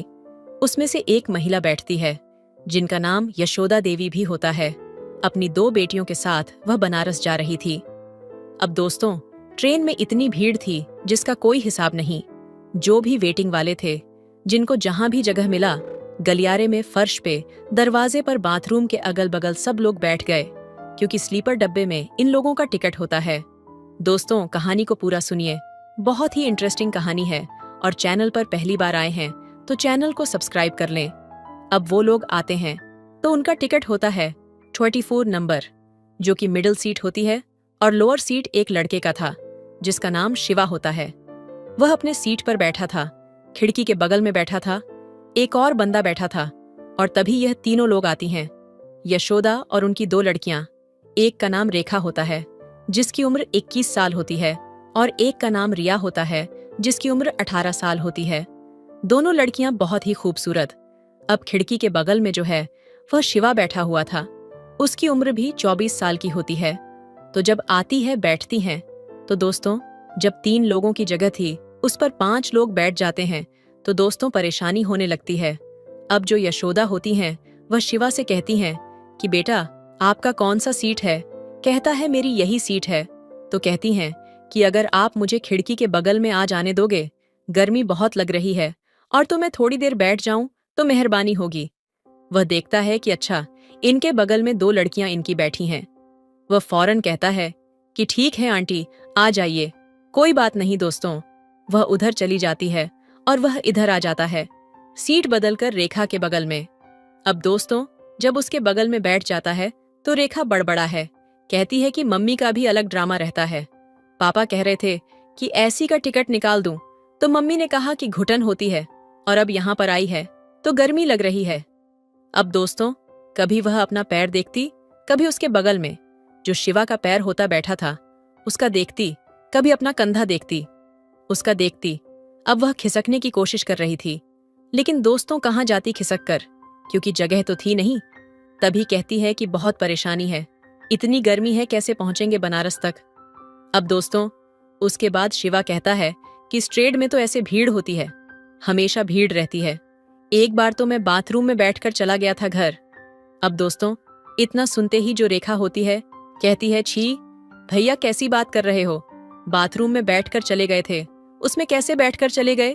तो कहता क्या करूं, टिकट था नहीं और जुगाड़ से किसी के पास थोड़ा सा जगह लेकर मैं बैठ गया था, लेकिन बाथरूम जाना पड़ा तो आधे घंटे मुझे वहां तक जाने में लग गए। इतनी भीड़ थी और जब वहां गया तो मुझे खाली लगा। मैं सोचा चलो यहीं बैठ जाता हूं, तो वहीं बैठकर चला गया। रेखा बोली, भैया बड़ी विचित्र कहानी है, आपकी बात रूम में बैठकर आप चले जाते हो। अब थोड़ा सा उससे दूर खिसकने की कोशिश करने लगी, लेकिन कहाँ जाती, जगह तो था नहीं। उसके बाद दोस्तों अब 1 घंटा बीत गया। ट्रेन चल पड़ी, ना कोई ठंडा वाला आया, ना कोई पानी वाला लाया। जो भी यह लोग पानी लाए थे सब पी पी कर खत्म कर दिए। अब रेखा कहती है कि कोई आ भी नहीं रहा है, बताओ हम लोगों को कोई पूछने वाला नहीं है। तभी दोस्तों एक छोटे से स्टेशन पर अब गाड़ी खड़ी होती है और जहां पर ये लोग बैठे थे तो वहां पर एक इमरजेंसी विंडो थी जिसका ग्रिल ऊपर करके और उसमें से निकला जा सकता था। तो जैसे ही ट्रेन खड़ी होती है, शिवा जो है वह फौरन उस खिड़की से कूद जाता है, इधर उधर दुकानें देखने लगता है।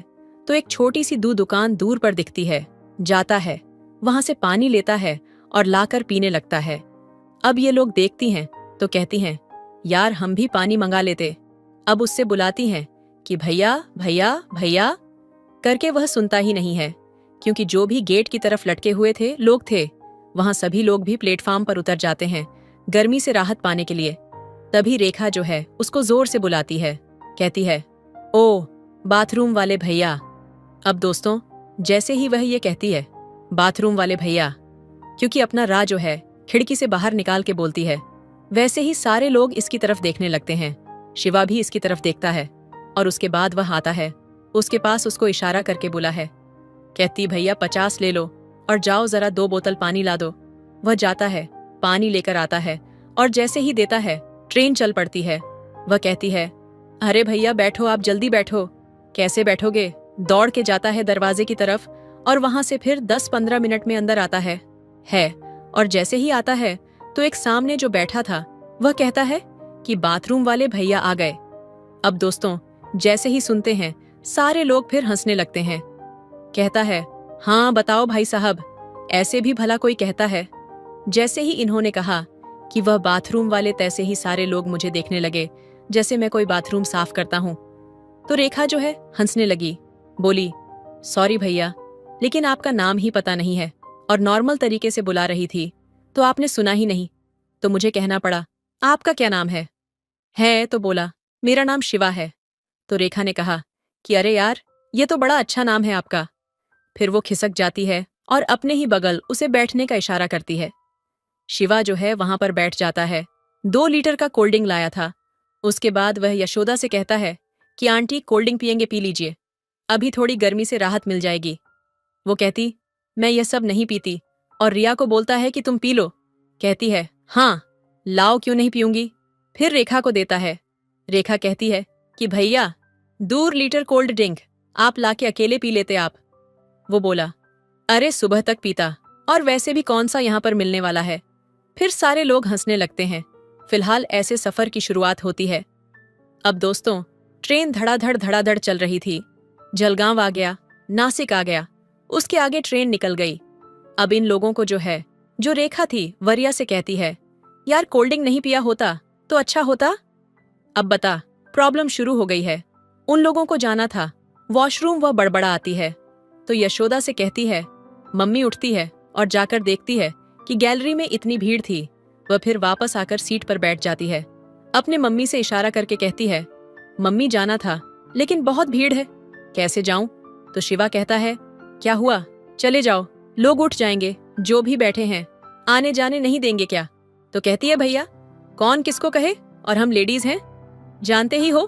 तो यशोदा कहती हैं कि भैया अगर तुम चले जाते तो थोड़ी मेहरबानी होती। वो बोलता, हाँ ठीक है, चलो। अब दोस्तों वो आगे आगे जाता है, ये लोग पीछे पीछे जाती हैं और सबको जो गैलरी में बैठे थे, लेटे थे, उनको हड़काते हुए कहता है, वह भाई जरा सिमट ले, जरा खड़ा हो जा। और भाई चारपाई लेकर आ जाता, ऐसे क्यों फैल रहा है। तो इस तरीके से सबको बोलते हुए, सब पर कमेंट करते हुए, और उन लोगों को बाथरूम तक लेकर चला जाता है। बाथरूम में जाता है तो वहां भी सारे बाथरूम बिजी थे। एक खुलता है तो उसमें रिया चली जाती है और रेखा और शिवा जो है वहां पर खड़े रहते हैं। तभी एक लड़का जो था, जो कि दरवाजे पर लोग बैठे थे, वह जो है रिया को घूर रहा था। शिवा उसको देखता है तो बोलता है, क्या भाई इंसान नहीं देखा है, क्या डायनासोर के जमाने से आया है। अब दोस्तों नजरें झुका लेता है, रेखा हंसने लगती है। दोस्तों फिर जो है बाथरूम खाली होते हैं तो ये दोनों चले जाते हैं और उसके बाद फिर सारे लोग वापस आते हैं। और आने के बाद जो है वह रेखा कहती है, मम्मी अगर ये नहीं जाते तो वाकई में हम लोग नहीं जा पाते, वाकई में बहुत भीड़ है। रिया कहकर हंसने लगी कि भैया ने तो एक को ऐसे कहा, एक को ऐसे कहा। फिलहाल दोस्तों अब सारे लोग बैठ गए और रात को 10 बज गए।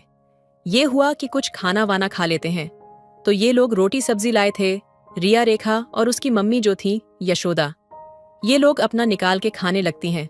कहती, भैया थोड़ा उधर हो जा, जाते तो हम लोग खा लेते। वह खिड़की की तरफ चला जाता है। लोग निकालते हैं तो उससे कहते हैं, भैया तुम कुछ नहीं लाए। तो कहता है कि नहीं नहीं आंटी, आप लोग खा लो। तो रेखा कहती है, अरे हम तुम्हें खिला नहीं रहे, तुम्हें पूछ नहीं रहे हैं, बस ये कह रहे हैं तुम लाए हो कि नहीं। लाए हो तो बोला कि नहीं, मैं लाया तो हूं, लेकिन अब आप लोगों के बीच में कैसे खाऊं। पता नहीं आप लोग खाते होंगे कि नहीं, खाते होंगे तो नहीं अच्छा लगता। रेखा ने कहा, क्या ऐसा ले आए हो तुम जो हम लोग बीच में नहीं खा सकते। बोला, बिरयानी लाए हैं पैक कराकर, तो चिकन बिरयानी है। तो रेखा कहती है, अरे हम लोग खाते हैं, कोई बात नहीं, मम्मी नहीं खाती है, हम लोग खाते हैं तो तुम खा लो। मम्मी तू इधर आ। अब दोस्तों वह फिर उधर कर देती है मम्मी को, और फिर ये तीनों लोग एक साथ हो जाते हैं। अब दोस्तों शिवा जो है मुरादाबादी बिरयानी लेकर आया था। जैसे ही खोलता है, उसका पैकिंग करवा के लाया था, पूरा डब्बा महक जाता है। और उसके बाद वह इन लोगों को भी कहता है कि तुम लोग भी खा लो थोड़ा थोड़ा। वह कहते हैं, भैया आप मेरा रोटी लोगे तो हम खा लेंगे, आप पहले रोटी ले लीजिए।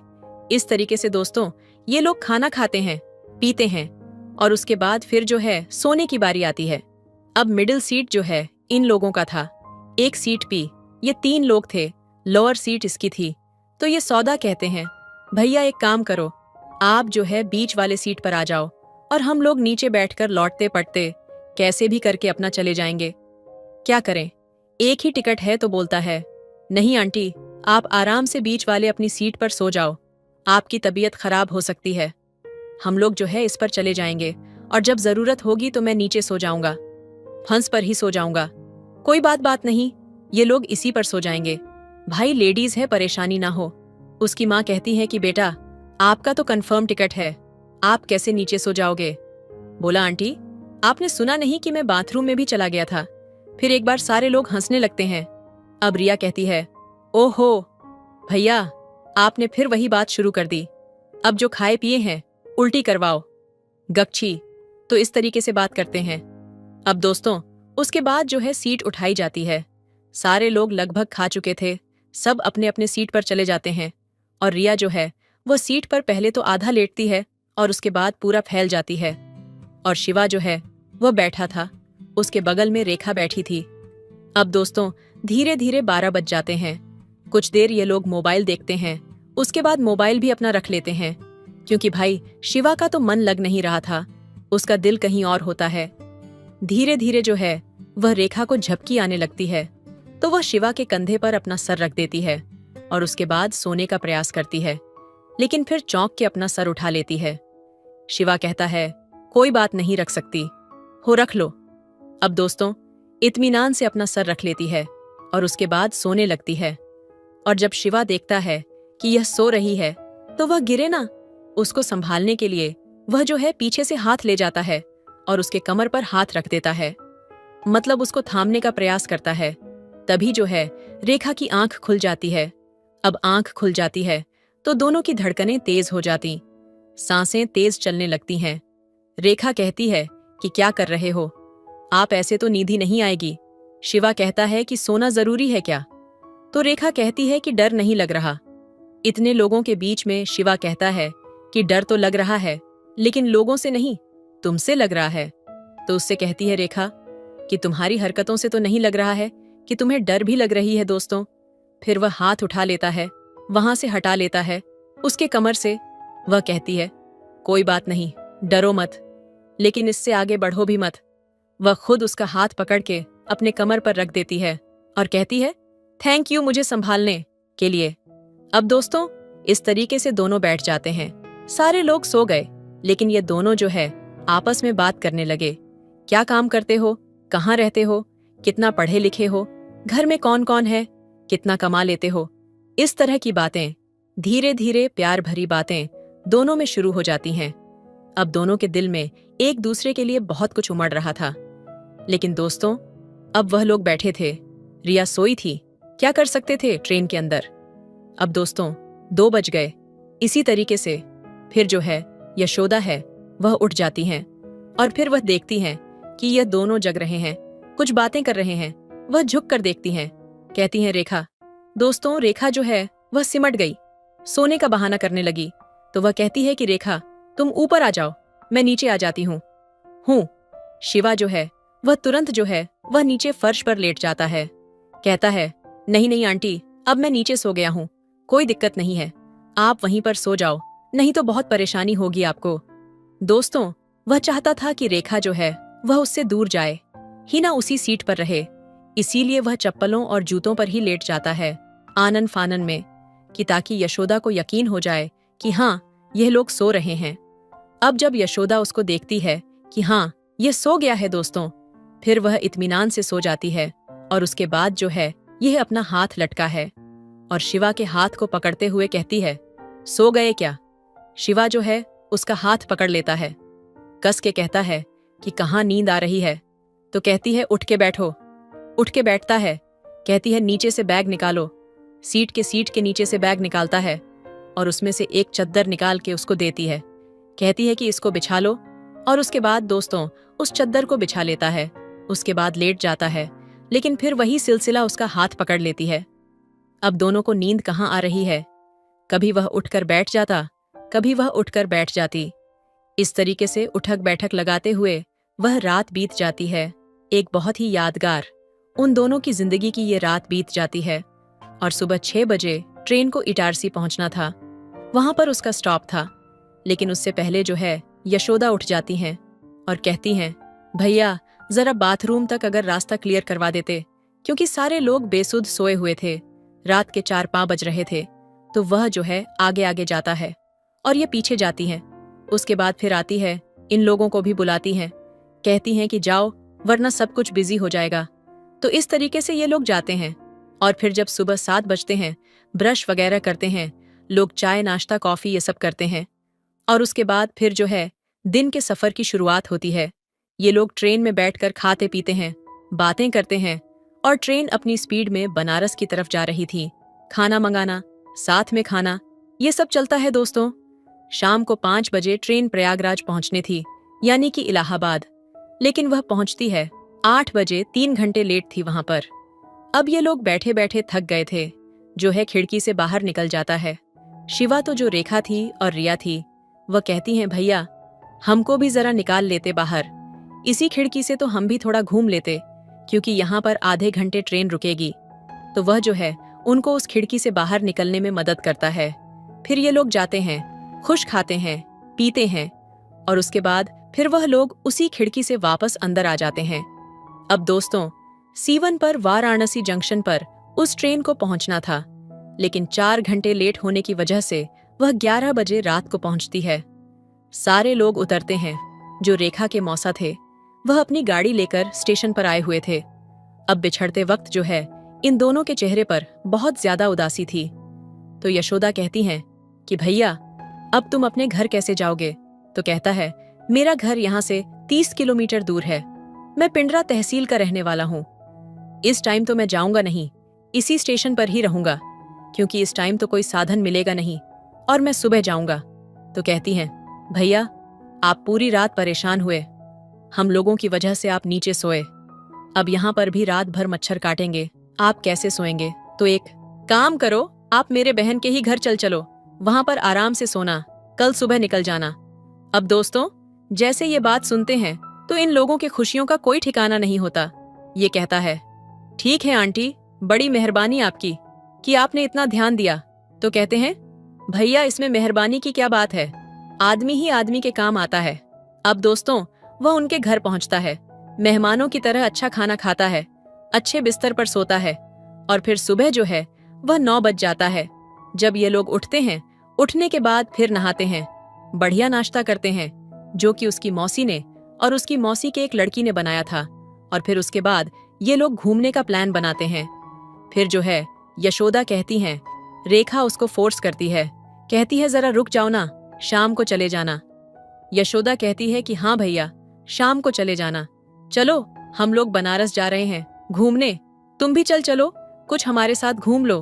बोला, कोई बात नहीं, मैं तो सारा कुछ घुमा हुआ हूँ, लेकिन आप लोगों के साथ घूम लेता हूँ। अब दोस्तों, वह दिन भर घूमते हैं, और इस बीच में जो है रिया को और उसकी जो मौसी की लड़की थी, इन दोनों को पता चल चुका था कि शिवा में और रेखा में क्या चल रहा है। अब वह दोस्तों उन लोगों का फोटो खींचती हैं, मजाक करती हैं, और उसके बाद दोस्तों शाम हो जाती है।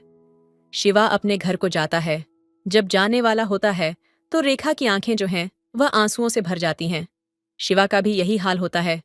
ये कहती है कि भैया अभी हम 15 दिन रहेंगे और आ जाना, घूम जाना, तुम बहुत अच्छे इंसान हो।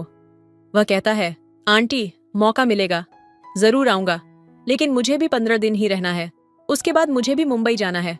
अब दोस्तों, उसको रहना था 2 महीने, लेकिन वह 15 दिन इसलिए बोलता है कि साथ में जाने का शायद मौका मिल जाए। अब दोस्तों, वहां से शिवा चला जाता है। जाने के बाद रेखा को फोन करता है कि तुम्हारी बहुत याद आ रही है। रेखा कहती है, फिर छोड़कर चली गए और मुझे भी तुम्हारी याद आ रही है। दोस्तों, 1 हफ्ते बीतता है और एक दिन मोटरसाइकिल लेकर शिवा जो है वहां पर पहुंचता है। उसको देखते ही इन लोगों की खुशियों का कोई ठिकाना नहीं रहता।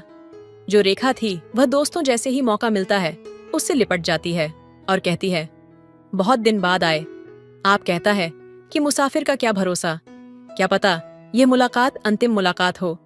लेकिन दोस्तों, उसके बाद जो है वह दिन भर रहता है और फिर अपने घर चला जाता है।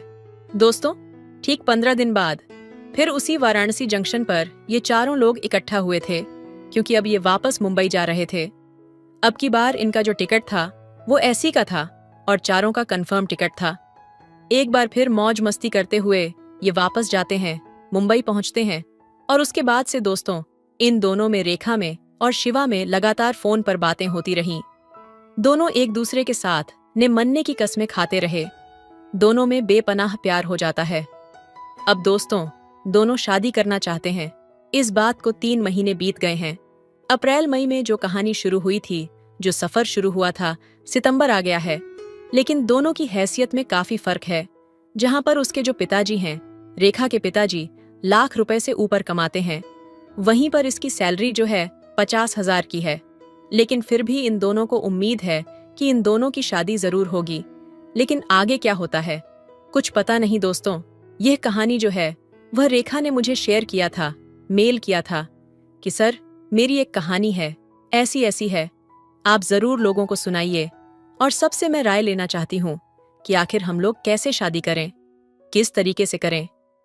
तो दोस्तों, आपके पास कोई आइडिया हो तो कमेंट के जरिए आप जरूर बता दें, उन तक पहुंच जाए। दोस्तों, अगर आपको यह कहानी पसंद आई हो तो वीडियो को लाइक करें और चैनल को सब्सक्राइब करें।